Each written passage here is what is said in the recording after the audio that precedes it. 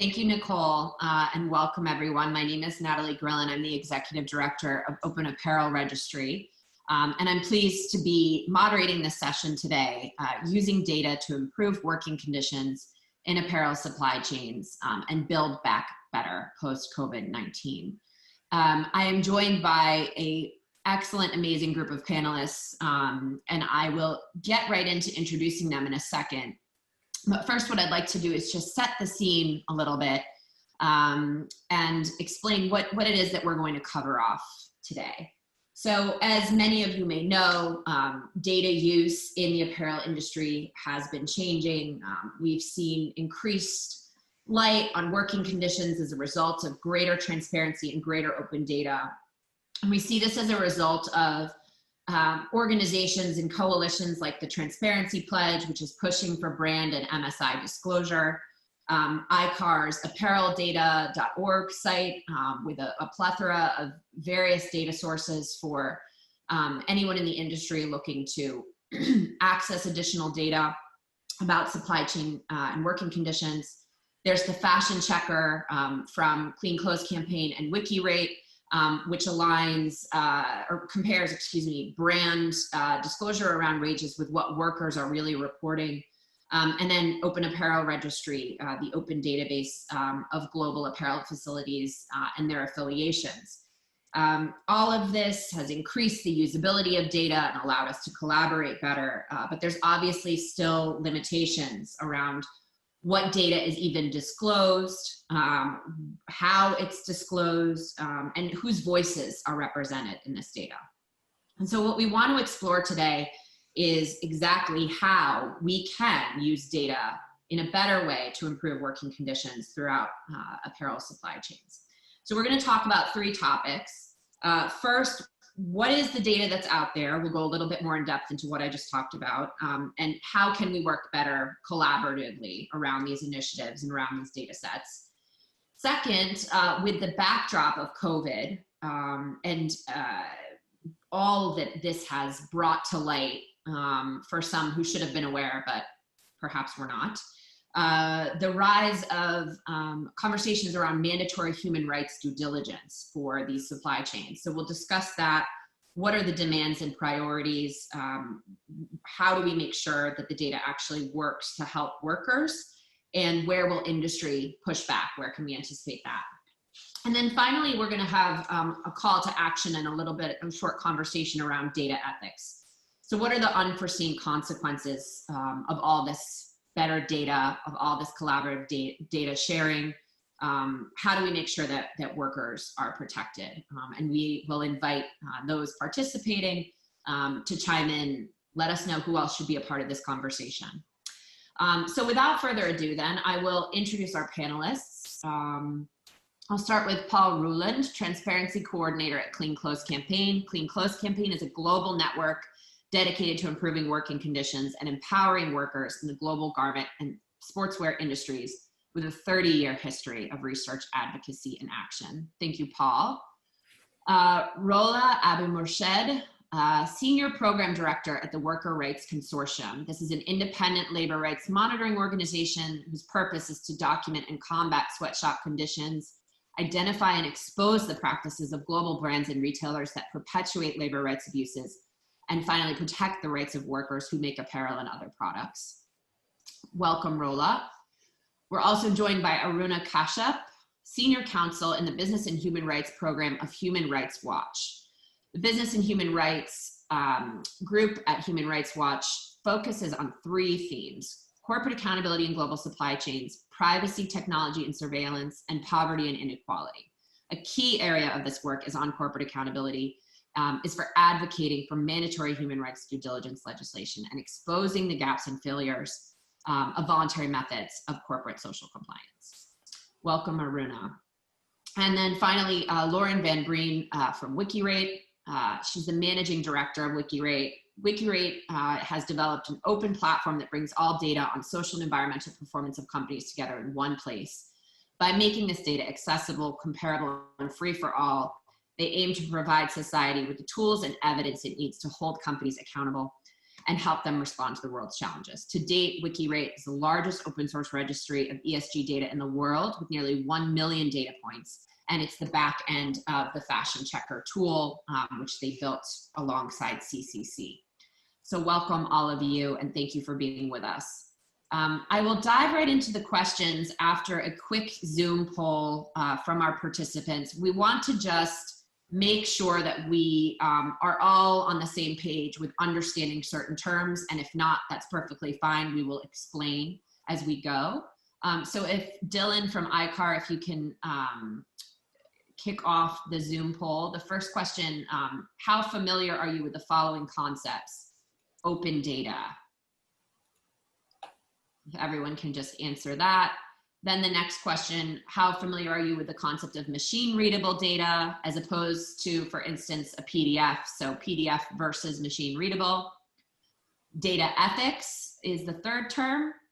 And then finally, overall considerations such as the principles for digital development.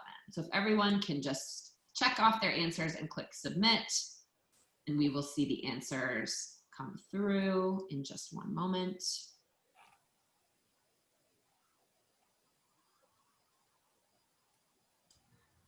Just waiting on 3 more people as much as I can, then I'll publish it. Okay, to the data laggards, please submit your responses. You have 5 more seconds and we'll release the results.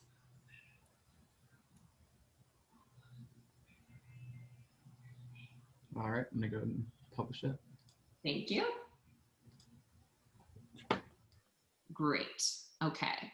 So on open data, we have 50-50 on enough to follow and quite comfortable. Enough to follow, and then overall considerations such as principles for digital development, never heard of it. Okay, so panelists, if you can, please make sure to articulate open data, machine readable data, data ethics, and we'll get to the principles for digital development at the end. All right, wonderful. So we'll kick right off, current landscape of data. We want to start off by talking about what data is currently open and available out there, and then talk about what does the future look like with greater accessibility to all this data? What is the future that we're building back to? So Paul, if you can kick off and setting the scene a bit for us. Yes, so the landscape has changed dramatically since a few years ago when almost no company would disclose their supply chain. So the basic data on the supply chain, meaning name, address, number of workers, that has been pushed along by the Transparency Pledge, of which most of the players here are a member. And that has resulted in quite a few large brands, but also smaller brands disclosing that data.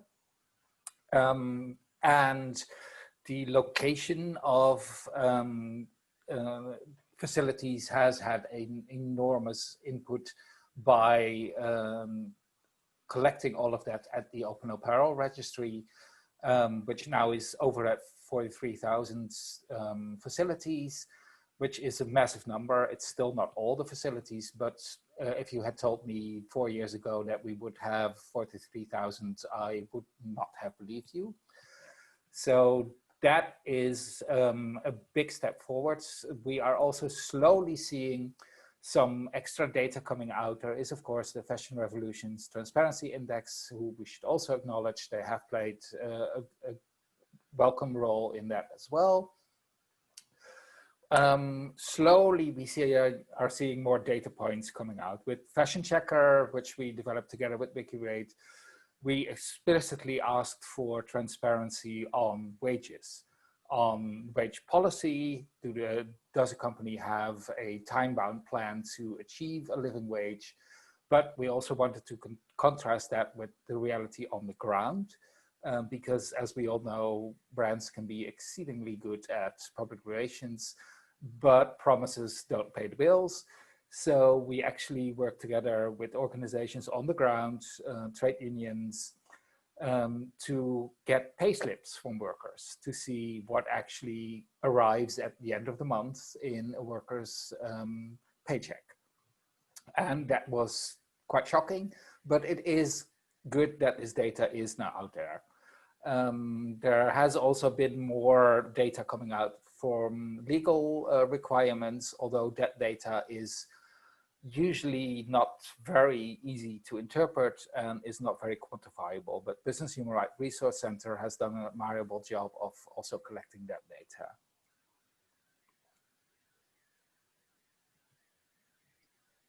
Thank you. I don't know why I couldn't unmute myself, Dylan. I'm sorry about that. I won't mute myself again.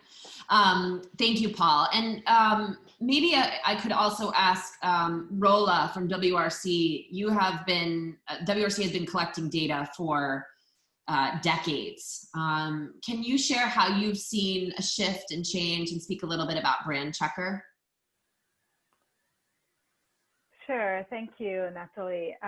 So just to add a little bit of context, when the WRC was created, there was a recognition that in order to do effective monitoring within the collegiate licensed apparel space, that it would be necessary to get from universities and those licensees they have contracts with, the list of the suppliers that are producing collegiate apparel and other products.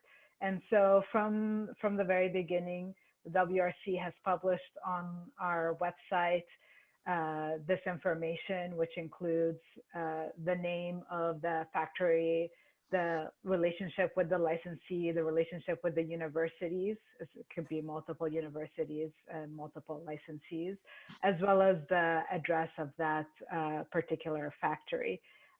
This includes thousands of records, and I think this first push was the build-up to then demanding brands to start publicly disclosing lists of their suppliers beyond the collegiate sphere, and really kind of built the impetus so that once Nike and other big names started publicly disclosing their suppliers, it created a momentum when to have this disclosure become a common practice, or more so than it had been previously, as well as, of course, the great work of the Transparency Pledge to make this front and center and create a minimum standard that brands can do in terms of providing transparency.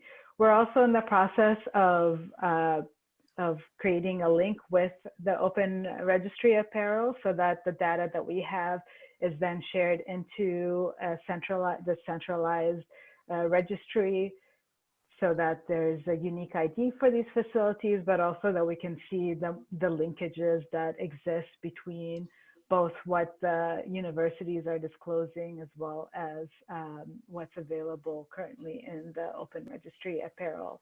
And I wanted to say too that I think COVID-19, as all of us know, has had a deep impact on demand for garments, and in turn has had a deep impact on garment workers, and really underscored a lot of the structural problems that exist within the global garment industry. And when the crisis hit, one thing the WRC started tracking is whether brands had canceled orders, had failed to pay for those orders or not, whether they were asking for price reductions or extended periods to pay for orders that were placed.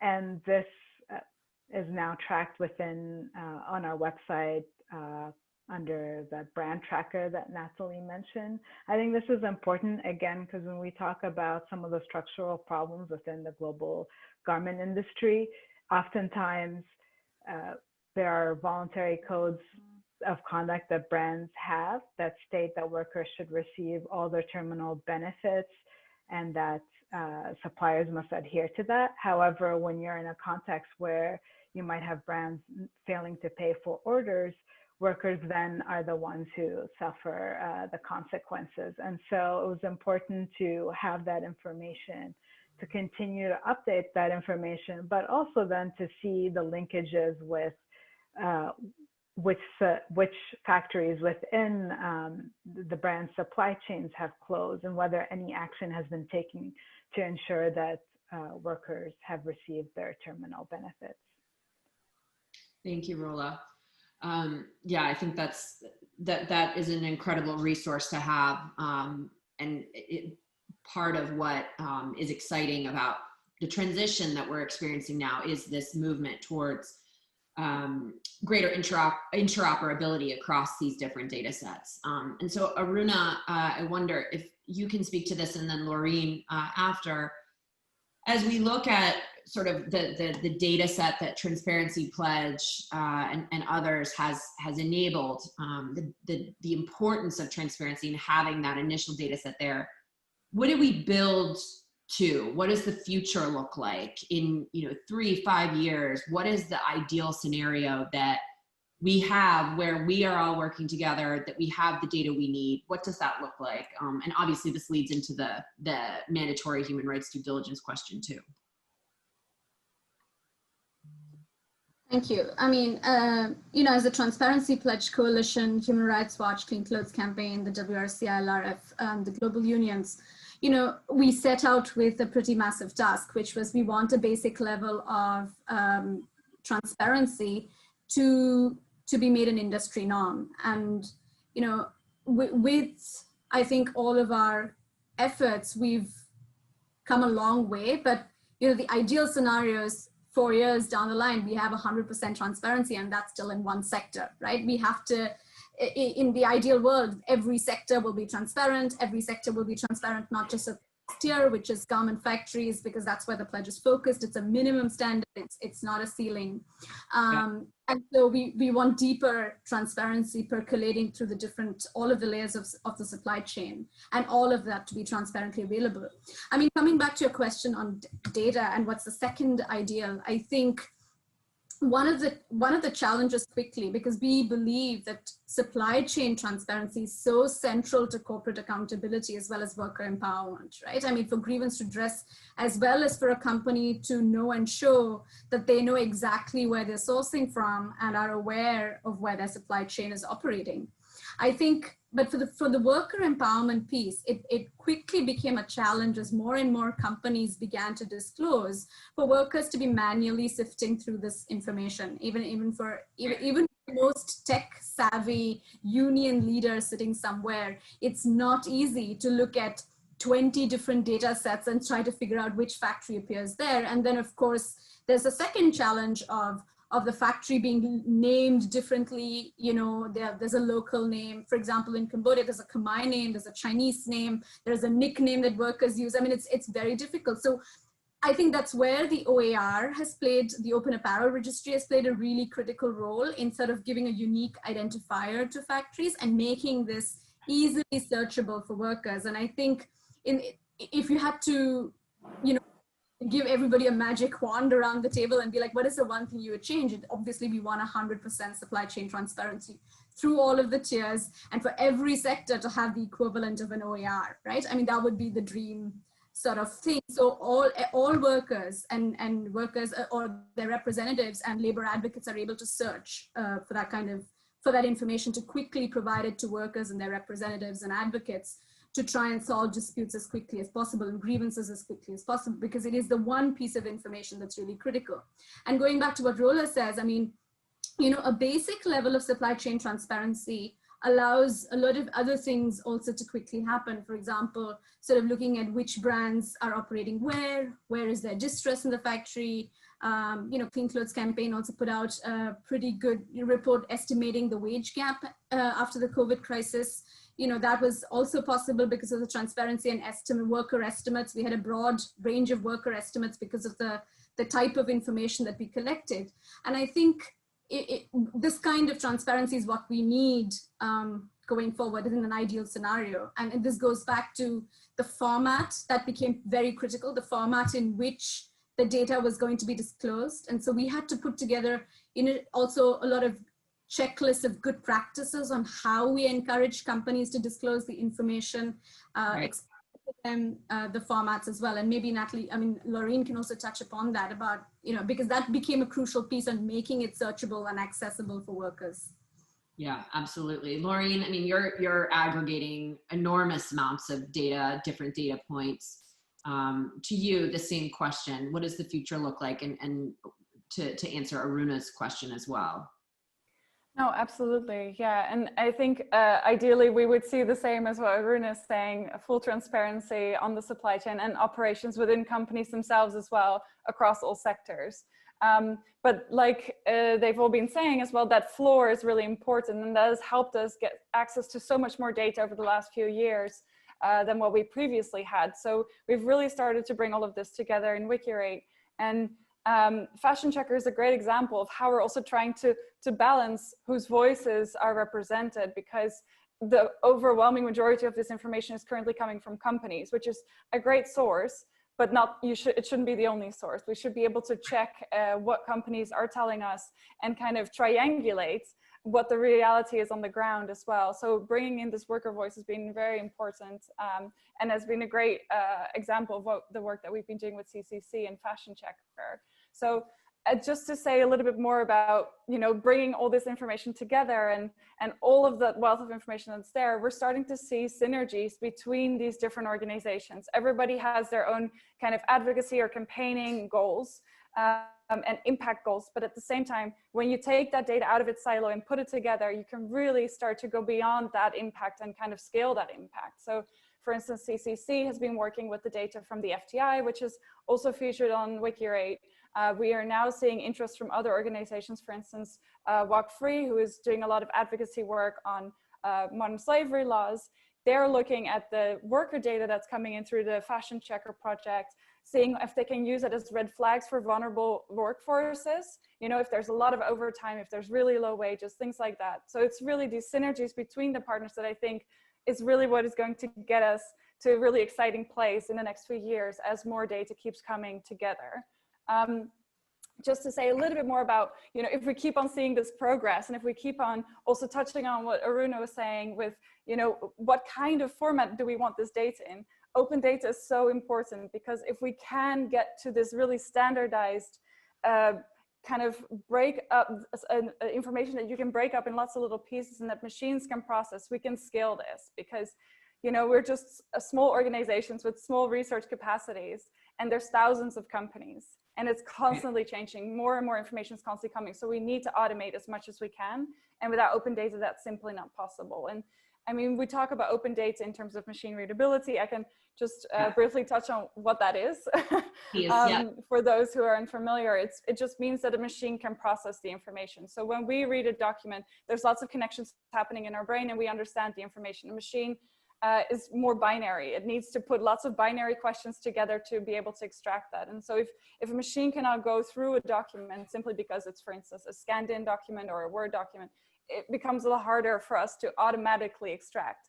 But you also need standardization on what seem maybe silly things, like what is the name of a document? Are you disclosing who it is referring to, what entities, right? Like what year is the data coming from? If this is not covered in these documents, a machine won't be able to pick it up. So it's really kind of getting more awareness on what we need to process this information at scale is another important part, but which I think we're starting to see momentum around. And so I think within the next years, if the progress keeps up, we see a lot of interoperability. So also between systems like OER and WikiRate and other data platforms that are out there, connecting all of those, I think we can really make a big difference. And even work toward things like making this data useful for workers. So right now, most of the time the data is in English. That's not the language of most workers. So how can we also start to work toward these multilingual applications? And if we standardize data, that's when we can start to work toward that kind of thing as well. So that's we see a lot. Absolutely. I mean, thank you for the differentiation there too between, what is machine readable versus what is not. I think that's, it's unsexy to talk about these things in some ways, right? But this is what makes us enabled to all do our work better, is to talk about these standards around data and how it's formatted and how computers can really talk to each other, essentially, is what we're talking about, to empower all of us to have better data in front of us. So Laureen, you actually opened up to a perfect next topic, and perhaps Paul, I'll let you chime right in, and then Aruna. is as we're talking about better data and what sorts of format we need to have it in, we're also looking at this, sort of enormous opportunity here of mandatory human rights due diligence taking shape in the EU. And how this data is disclosed is one of the questions that we want to talk about in terms of what is in this legislation. So Paul, what does need to be prioritized, and do you, when and how this legislation is adopted, what is important? Well, there are a number of issues that are important.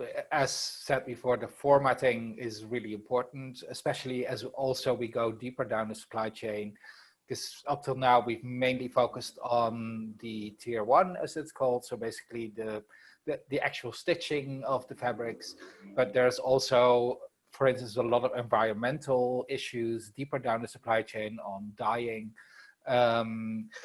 and processing, and as that data, it needs to also be available for affected communities, sometimes literally downstream from a stream that is now purple or green or whatever.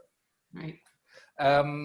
We need this standardization because, well, that's the only way we can also amass it over the years. We can begin to see patterns.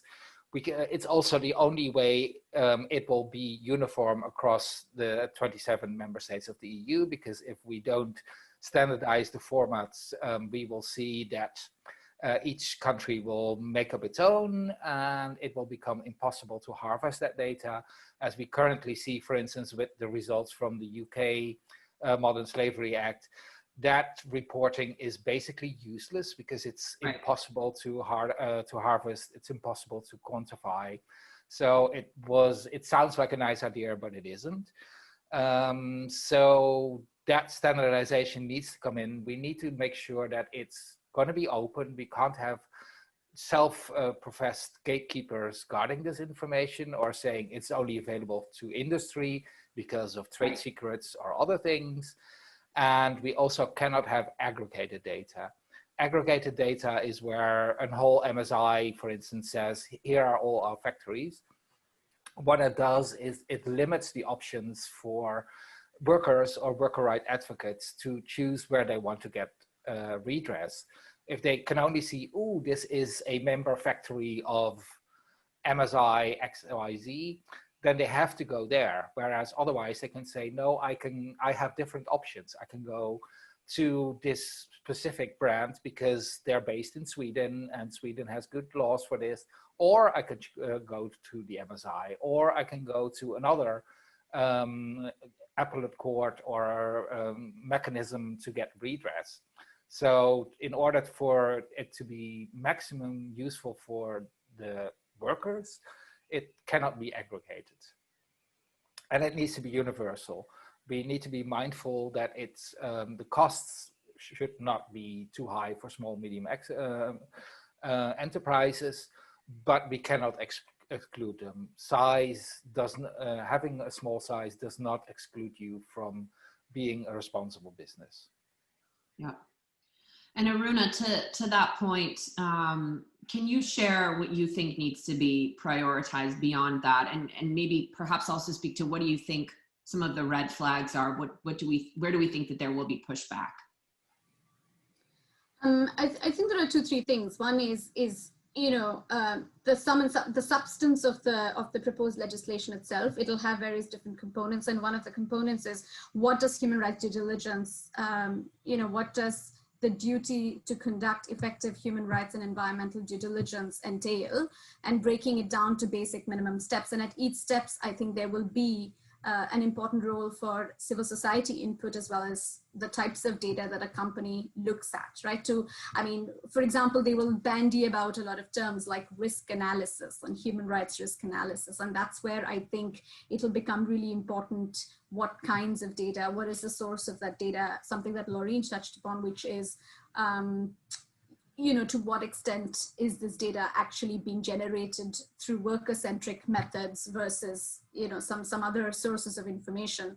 That's one area. The second area is, how do we move out of a framework? I mean, there can be a framework of legislation, but how do we use this legislation as a vehicle to move away from of purely voluntary schemes? Because I think one of the risks is that there will be a significant sort of demand from a lot of the corporations to say that the current mechanisms should be then recognized within the framework of legislation, and then the demand will be that voluntary mechanisms have fallen short, and that's why there needs to be a legislation, the standards set by the legislation, and the processes the company needs to adopt has to come about through proper civil society consultation. I mean, the third area where I think data will become important is we have to draw, I mean, the risk and the opportunity. The risk is that, there is a small risk, but I think the civil society organizations and the rights groups that are based in Europe as well as elsewhere who are advocating for this legislation are navigating this very well. But there is obviously always a risk that the entire duty of human rights due diligence will be collapsed to a reporting duty. Just a bunch of indicators and start reporting and produce glossy reports, and sort of navigating out of that is obviously the challenge. But so far, we've articulated a set of obligations and what constitutes effective human rights due diligence and environmental due diligence. But I think the opportunity there for data is how do we assess the effectiveness of human rights and impact-based information? How do we get that information? What does it mean to derive worker-driven data? And how do companies use that to assess their own impacts? I think there'll be a huge opportunity there, both for very creative experiments, but also, I think that is one where there also is caution, right? Because there's privacy issues and surveillance issues. So both of those. And the other area where I think it'll become really important is we are also pushing for supply chain transparency as a separate and distinct piece that has to be a pillar of human rights due diligence, the vehicle. And a related thing is where there's a huge opportunity is that the EU currently doesn't have the equivalent of customs and border control. Right. And sort of tying together supply chain information with customs data to ensure that goods that are produced in abusive conditions don't enter the EU. I think that, or sort of there is some control there is the opportunity where data can play an important role, but there is a lot of complementarity that also needs to be achieved that the current legislation doesn't look at. But then, that's an opportunity. So those, I think, are the risks and opportunities where data will have a critical role to play as demands of this legislation and proposals are put forward. Great, thank you, Aruna.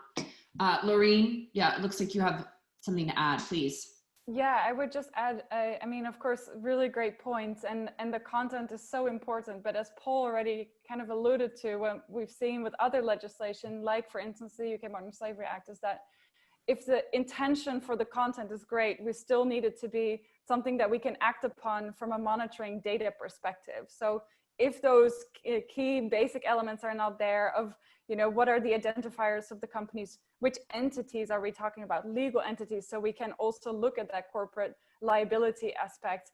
I mean, what really are we talking about in terms of thresholds? Who is covered by the law and who isn't? So often do we hear from governments that they have a list, but it's ambiguous and they're not sure, and so it's not being published, and we kind of need to go through elaborate schemes to figure out the methodology for tracking who is really covered by this law. And companies change, so that was constantly changing as well. So it's all these little basic things that we need, and on top of that, I would say we often hear from companies also saying, but it's so much information and it's kind of just overwhelming, and who's going to look at that, and it's just we're going to drown people in information. And the great thing is that if we have more data and if it's open data, we have the ability to automatically process it. And so more data is a good thing. You have, for every type of information, you have very different issues. So if you look, for instance, at some of the wage data that we had with the fashion checker, if you talk about net or gross wages, it becomes so different looking at the different facilities, looking at different regions. If you look at what is overtime, these things change so much between the contexts. So we need to really have a lot of information so we can start to compare, triangulate, aggregate, and analyze it from so many angles so that we can finally know, are we comparing apples with apples or are we comparing apples and pears? And so I think more information is generally a good thing, But that said, also with the data ethics in mind, when it comes to worker data, you also need to be really careful. And I think that's an important aspect to also consider in reporting, especially also if corporations are going to get involved with worker data themselves. Yeah, I would Go ahead, add Paul, one yeah. thing that it's also an opportunity because the data is out there. The companies do not keep this in a paper scribble. We've seen good examples or good practices. There are brands now who have simply connected their internal systems to their disclosure. So they actually publish their supply chain on a daily basis because they have that. Accounting has that, logistics has that. So that data is available. And once companies get over that fear and see that, well, we have to do this, it becomes manageable for them, it becomes a lot cheaper, and it also becomes a much more automated and easier to compare. Thank you, Paul. I want to move on to the question around workers' rights and all of the opportunity of this legislation, and talk a little bit about data ethics. And I'd like to invite Rola to comment first. But before I get to that, I also want to invite participants, if they have questions around what we've been talking about around the mandatory human rights due diligence or around any of the platforms we've mentioned and the interoperability, please feel free to add them to the chat, and we'll get to them in the next couple minutes. So Rola, to this point of this great world with all this data, what are some of the risks around that to workers? What do we need to keep in mind around the dangers and pitfalls around data ethics? For sure. This is a very important question, and I want to take a step back and talk about two aspects that were already mentioned by my colleagues. One is that question around traceability is very key. So Paul mentioned that there has been sometimes a push to publish that data in the aggregate without showing that links between the brand and the supplier, and then also the fact that often it could be just the first tier of the supply list that is being disclosed, but not further down the chain.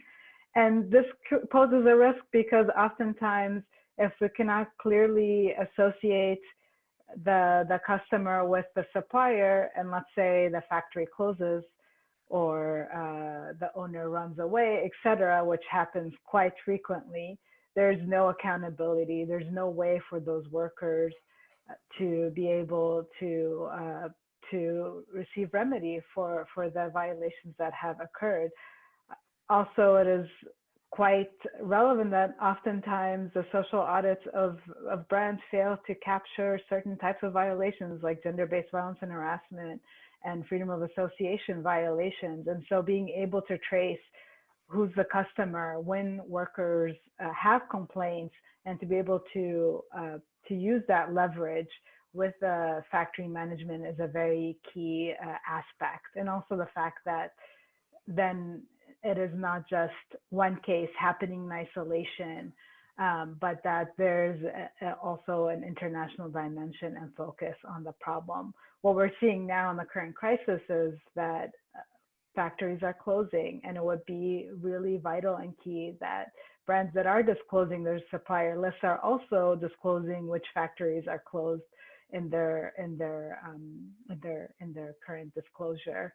I would also argue that we're seeing an uptick on dismissals of workers who are practicing their associational rights, and that this again underscores the problem when we don't have a clear connection between the customers, a clear an enforceable way to enforce the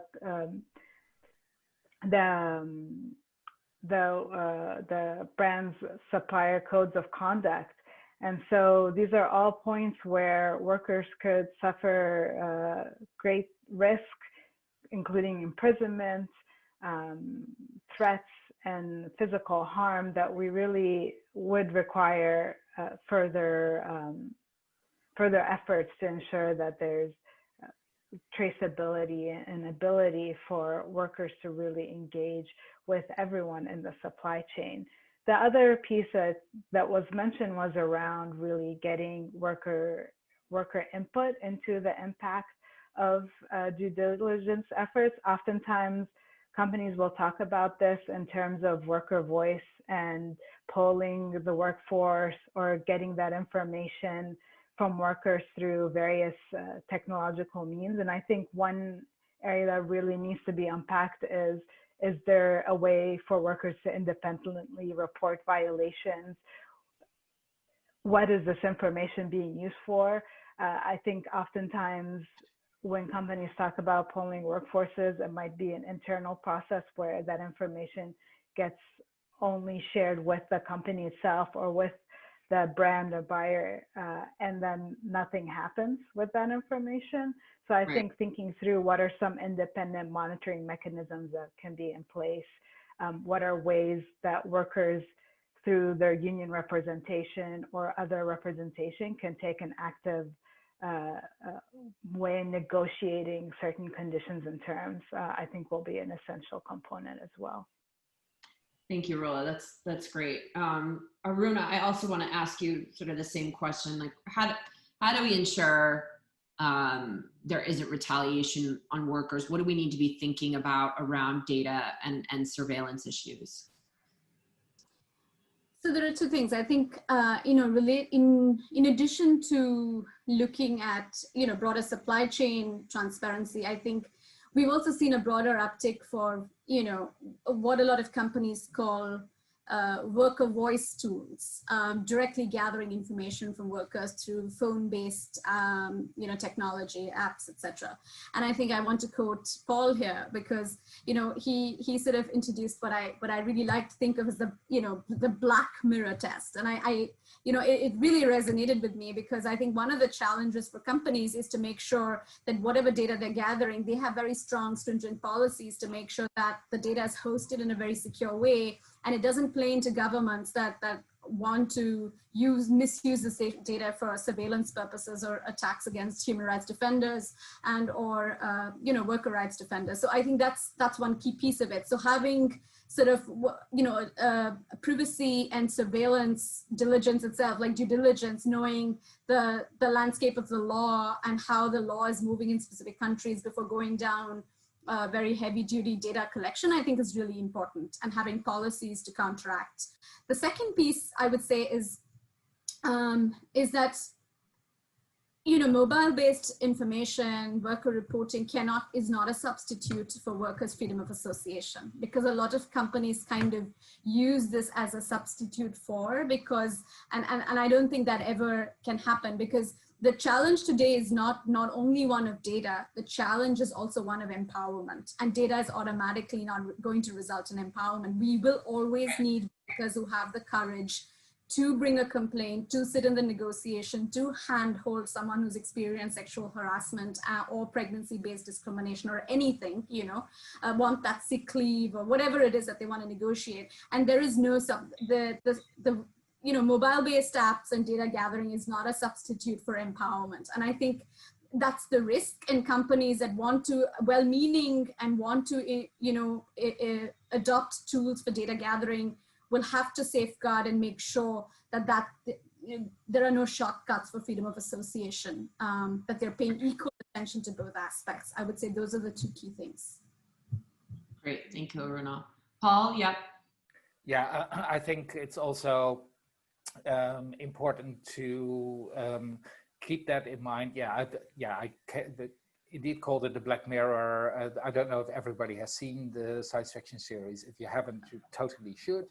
It's basically about unintended consequences. And one thing I could come up with, like, as we go, for instance, into home-based workers, who quite often are undocumented migrants, if you record their location and if a government then decides it wants to get rid of their undocumented migrants, you have to just given them a roadmap to where these people, mostly women, live.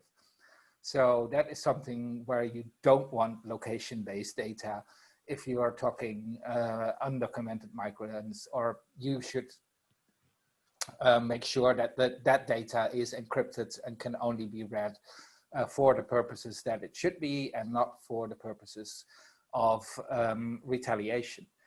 And sometimes you really wonder, we've seen quite an increase lately in, for instance, face recognition technology at factory entrances, which it shudders me to think about it, because that basically, if that data gets into the wrong hands, that means anyone who organizes a demonstration can then also be picked up by street camera and retaliated that way. Right. And nobody has done, for instance, I don't know, air quality checking in factories in an automated way, which you could do, which has no privacy implications, and which would totally help workers, so that the air quality and the temperature is not only monitored on that one day a year when the announced or semi-unannounced audit is coming. No, you could monitor this 24/7 without harming anybody's privacy. But the choice to install face recognition technology is, but I would say almost by definition, the wrong choice.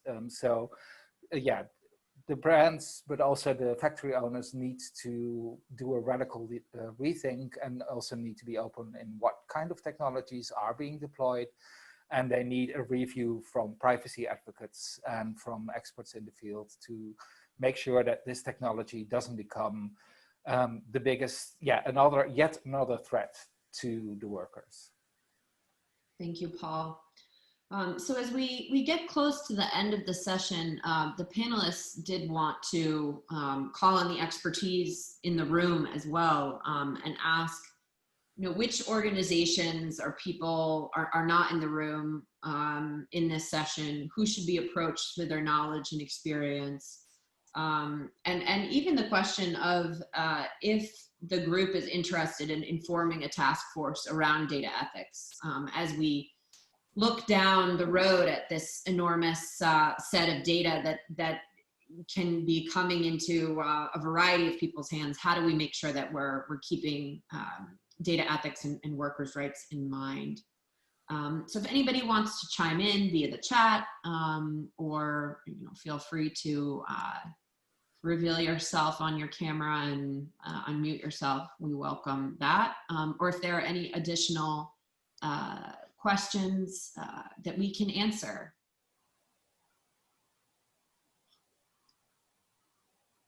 And I see some comments coming through on the chat. Yes, hi Mark, please. Hi, I have a question. Mark Taylor here from Oslo.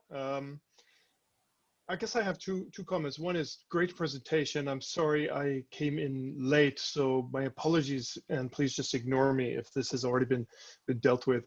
But the points made by Loreen and by Paul and Aruna were all really important ones with respect to issues around standardization, automation, and aggregation.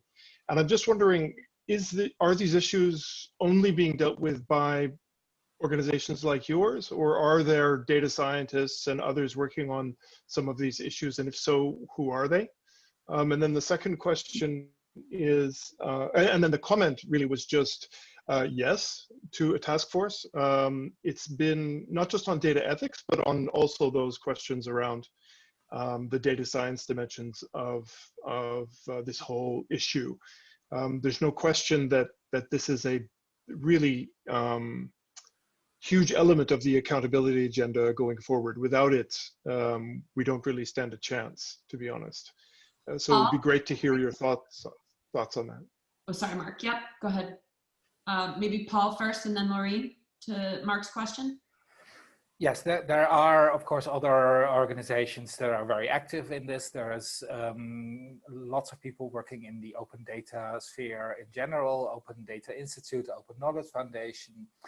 But we also thankfully see some, I would call it institutional movement. There is, for instance, now a big project underway by the UNECE to standardize basically a language on traceability and also on transparency. That is a huge undertaking and sometimes very technical and very boring, but these things need to be set by people who like long standards, so that indeed in the end computers can talk to each other and there's no confusion on whether you use a comma or a dot as a digital separator. We've all played with that one before. So yeah, you do need some kind of industry-wide appeal on this. And yeah, there are movements. It is slow, but they do include us as expert as well as some industries. So I am reasonably optimistic that we will get there. It just takes a while because the devil is in the details, as anybody who deals with larger data sets know. Yeah, the addresses alone are a nightmare, but anything else can be a nightmare.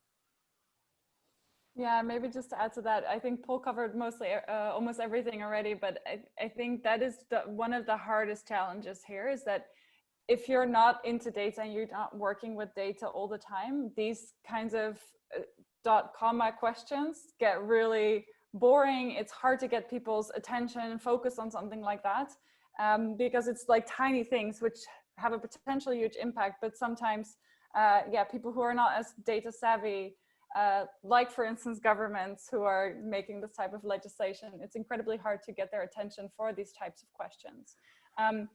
We have a study in the pipeline that is looking at going toward a space for open labor rights data. So looking at all the different labor rights data that is out there and how we can start to work toward this interoperable system that connects all the different data sets that are out there, making it freely available to whoever needs it. Looking also at, you know, these kinds of data ethics, encryption barriers that you would need, language questions. So there's a study coming up this year, and we'd love to talk to you more if you have any questions, or also if you want to input in that. So yeah, happy to also put my contact details in the chat so we can stay in touch. And there is also, thankfully, although it is far from perfect, but the GDPR, which is the European Framework for Privacy, has become somewhat of an export hit. There are more and more jurisdictions that are looking at it. It's by no means perfect, but it does provide a very useful frame of mind.